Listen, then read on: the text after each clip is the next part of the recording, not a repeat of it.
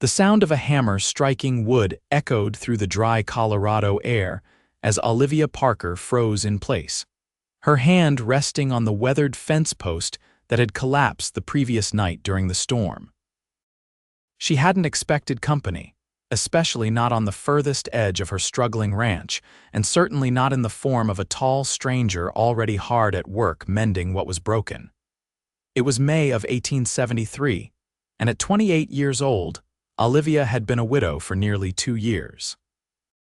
The harsh Colorado territory had claimed her husband James during a mining accident, leaving her with a modest ranch, mounting debts, and a grief that settled into her bones like the winter cold.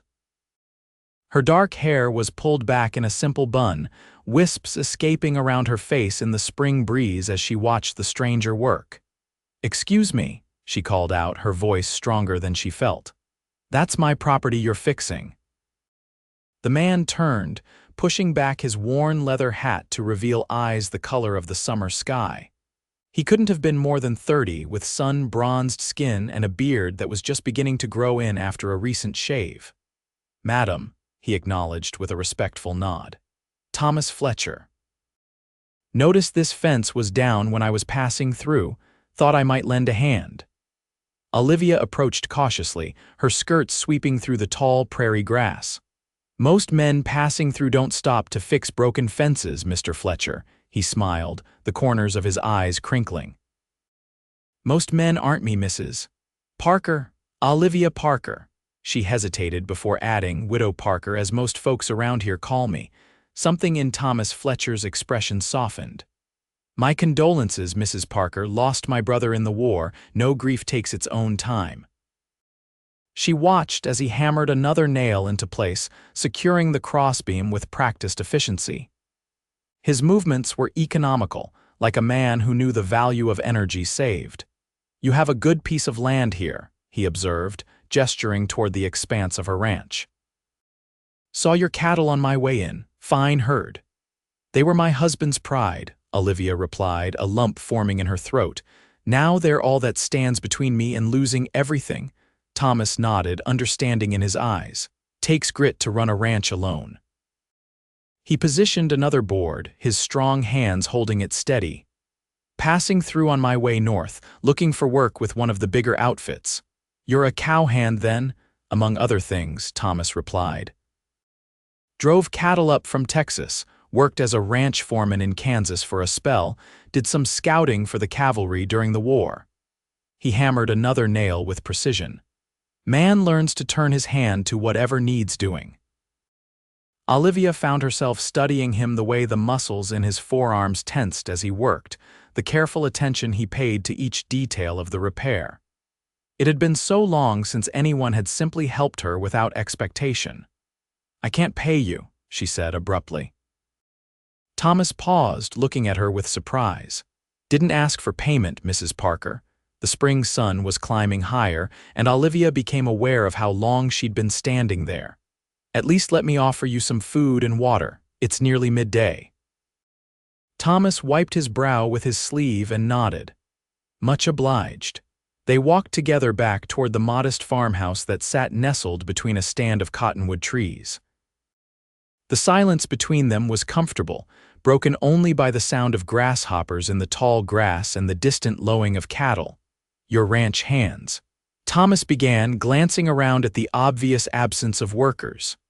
"Can't afford them anymore," Olivia admitted. "I have a boy from town who comes 3 days a week to help with the heavier work. Otherwise, it's just me." Thomas's expression remained neutral, but Olivia caught the flicker of concern in his eyes. They both knew what they weren't saying. A woman alone couldn't manage a cattle ranch of this size. Not for long. The farmhouse was simple but well kept, with a porch that wrapped around 2 sides. Olivia led Thomas to the water pump in the yard, offering him a tin cup before heading inside to prepare a meal. Through the open window, she watched him splash water on his face, drinking deeply before pouring a little over his head. When he entered the kitchen, hat in hand, his hair was damp and tousled. Olivia gestured to the table where she'd set out bread, cheese, and some dried beef. It's not much, she apologized. It's more than I've had in days, Thomas replied honestly, waiting for her to sit before taking his own seat. Over the simple meal, Olivia learned that Thomas Fletcher had been working his way northward after a cattle drive ended in Dodge City. He'd been a drifter since the war ended, never staying in one place too long. "What keeps you moving?" Olivia asked, curious about this quiet, capable man. Thomas broke off a piece of bread, considering her question. "After the war, home didn't feel like home anymore.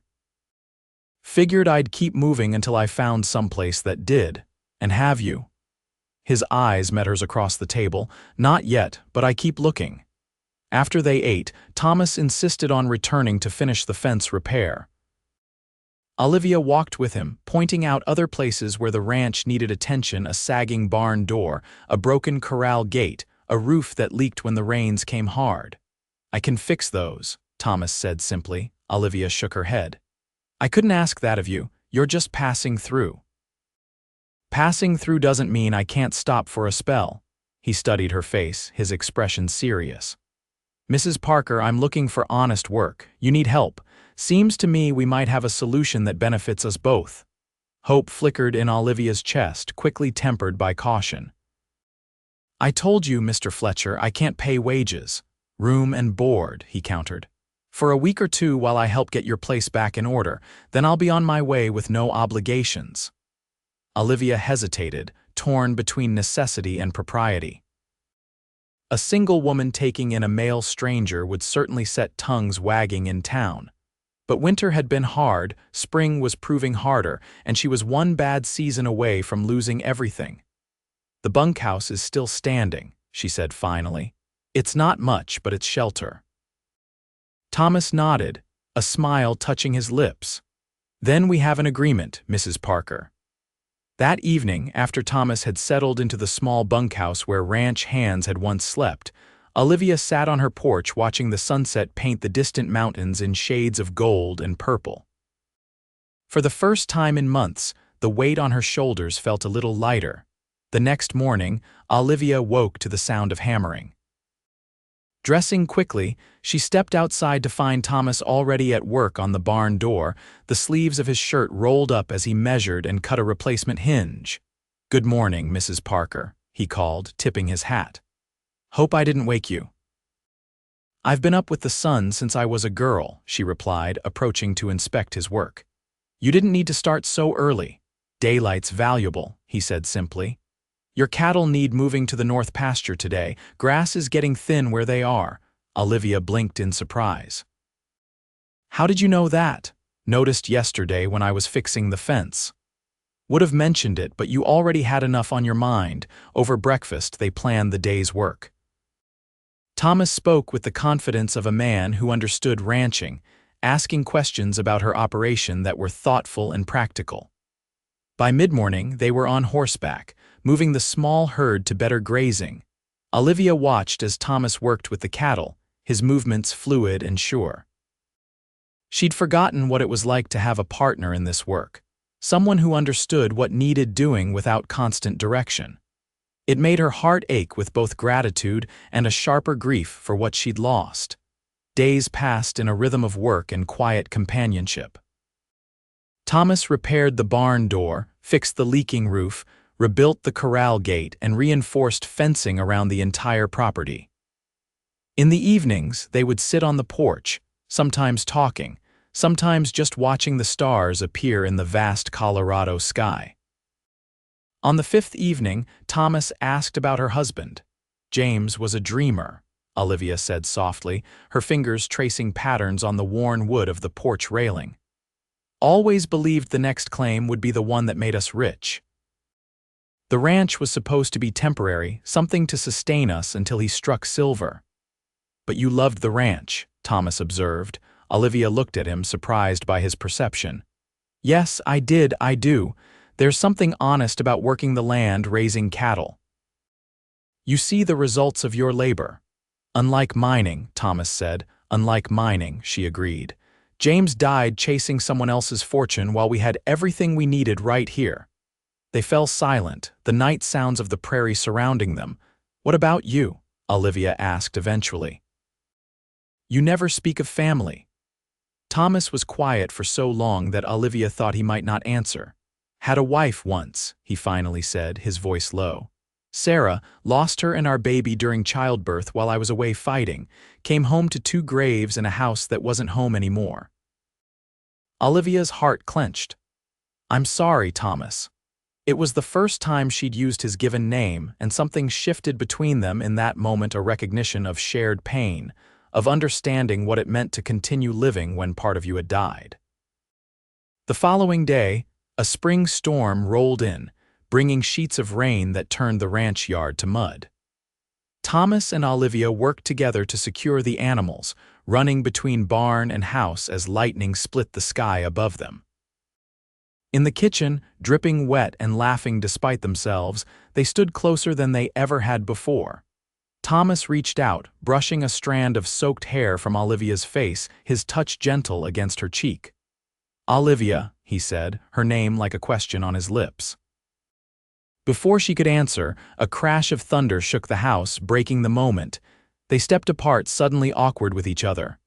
I should check the bunkhouse, Thomas said. Make sure the roof is holding. Olivia nodded, watching him go back out into the storm, an unfamiliar longing settling in her chest. The rain continued through the night and into the next day. Confined to the house, Olivia found herself sharing stories she hadn't told in years about growing up in Pennsylvania, about her journey west with James, about the early days on the ranch when everything had seemed possible. Thomas listened, offering his own tales of Texas ranches, cattle drives, and the strange, beautiful places he'd seen in his travels. I never thought I'd stay in one place again, he admitted as evening approached and the rain finally began to slacken. And now? Olivia asked, her heart beating faster. Thomas looked at her, his eyes serious. Now I'm not so sure. The next morning dawned clear and brilliant, the world washed clean by the storm. Thomas announced his intention to ride into town for supplies. We need nails, wire, and that plow blade needs replacing if you're planning to put in a garden this year, he explained, as if his temporary stay had somehow extended indefinitely. Olivia didn't correct him, afraid to acknowledge the hope that was growing inside her.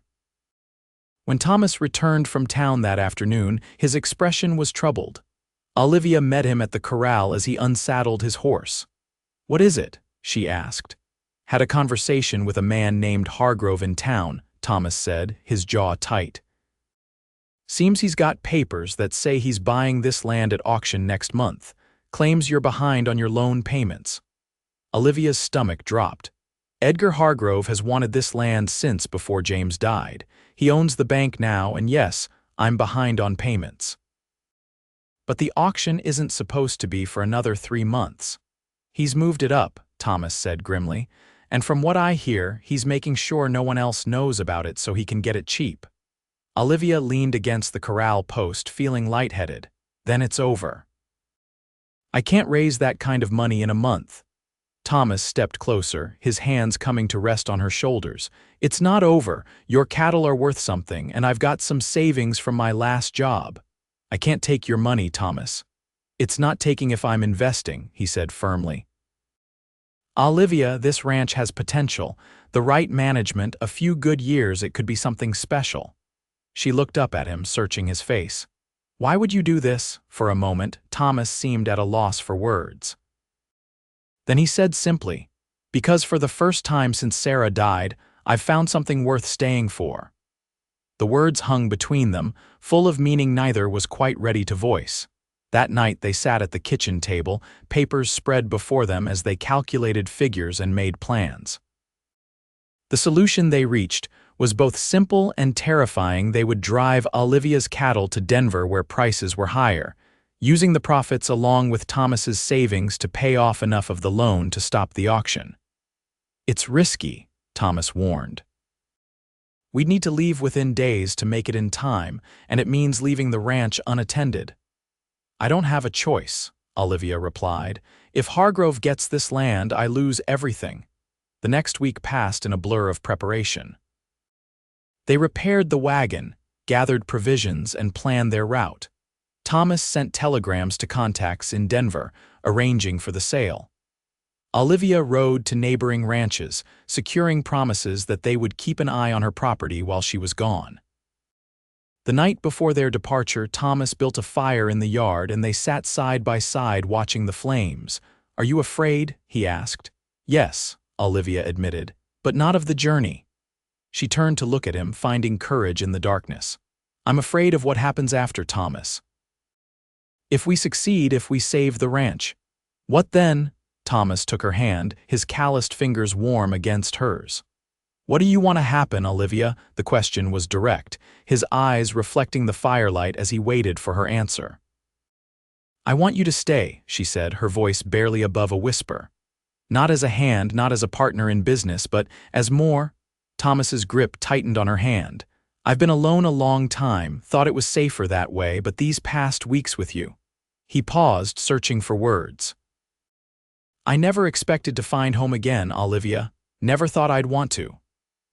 And now, instead of answering, Thomas leaned forward and kissed her, a gentle touch that quickly deepened into something more urgent. When they pulled apart, both were breathing hard, years of loneliness and grief giving way to a fragile, newborn hope.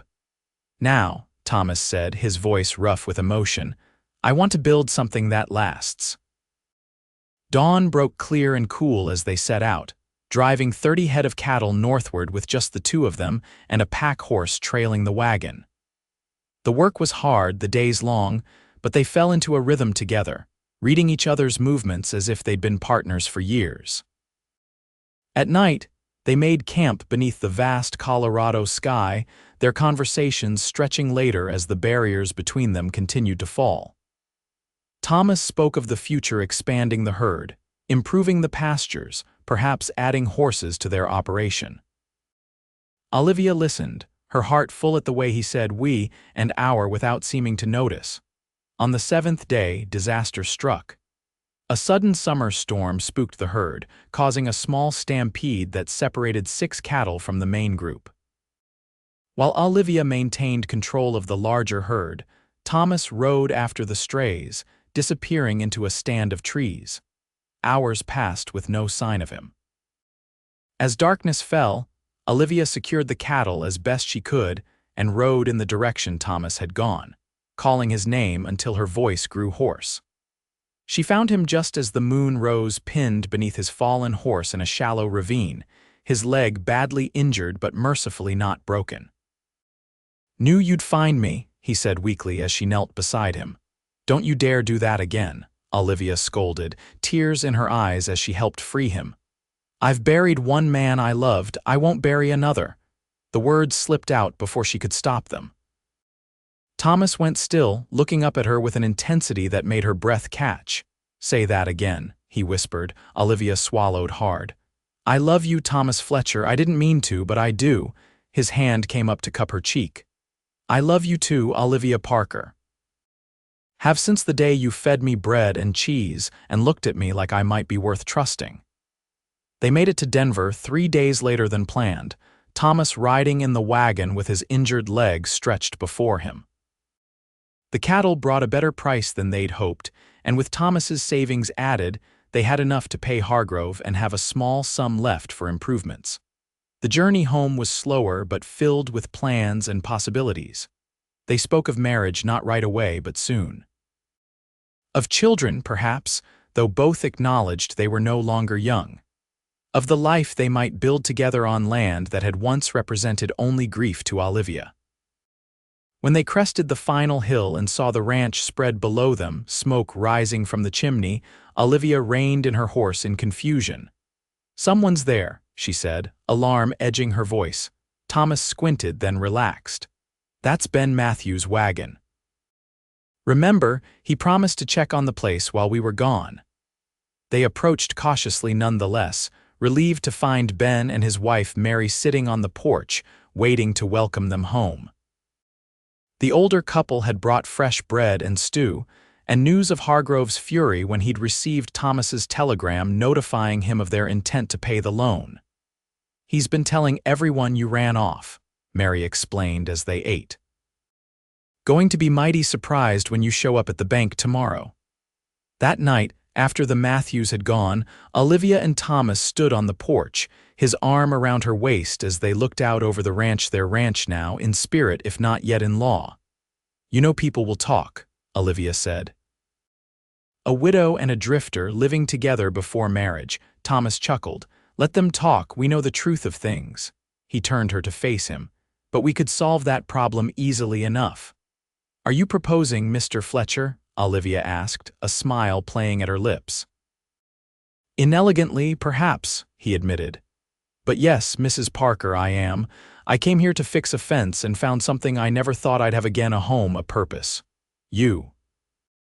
Olivia rose on tiptoe to kiss him, her answer clear in the way her arms wound around his neck, holding tight to this unexpected gift life had brought her.